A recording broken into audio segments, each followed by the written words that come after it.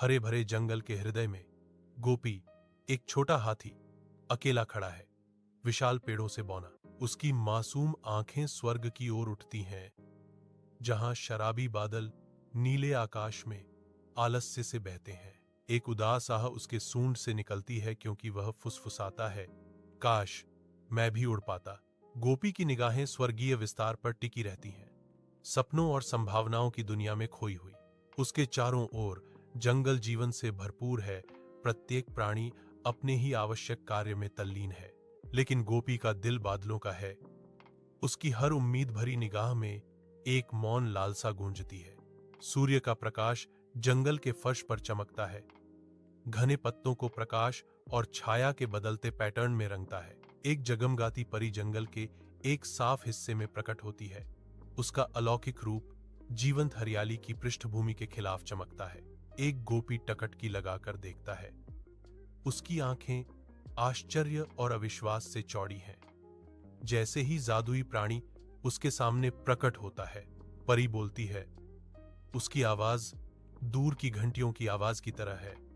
अगर तुम सबकी मदद करोगे तो तुम्हारा सपना सच हो जाएगा। नए उद्देश्य से धधकते दिल के साथ गोपी उत्सुकता से उन सभी की सहायता करने के लिए अपनी खोज शुरू करता है, जिन्हें जरूरत है। वह प्यासे जीवों को पानी पिलाता है और घायल पक्षियों की देखभाल करता है। उसकी हर क्रिया परी के वादे से प्रेरित होती है। जैसे ही शाम जंगल को बैंगनी और सुनहरे रंग में नहलाती है, परी गोपी के पास लौटती है। एक हल्की हवा उनके चारों ओर पत्तियों को हिलाती है। अब ऊपर देखो, परी ने आज्ञा दी। उसकी आवाज में जादू का एक संकेत था। चौंक कर गोपी ऊपर देखता है। उसकी आंखें चौड़ी हो जाती हैं, क्योंकि वह अपने कानों से निकलने वाली जादुई चमक को नोटिस करता है। धीरे धीरे चमत्कारिक ढंग से गोपी जमीन से उठने लगता है, बादलों की ओर ऊपर उठता है। उसके चेहरे पर अविश्वास और आश्चर्य का भाव है। नीचे जंगल के जानवर आश्चर्य की एक कोरस में अपनी आवाजें उठाते हैं।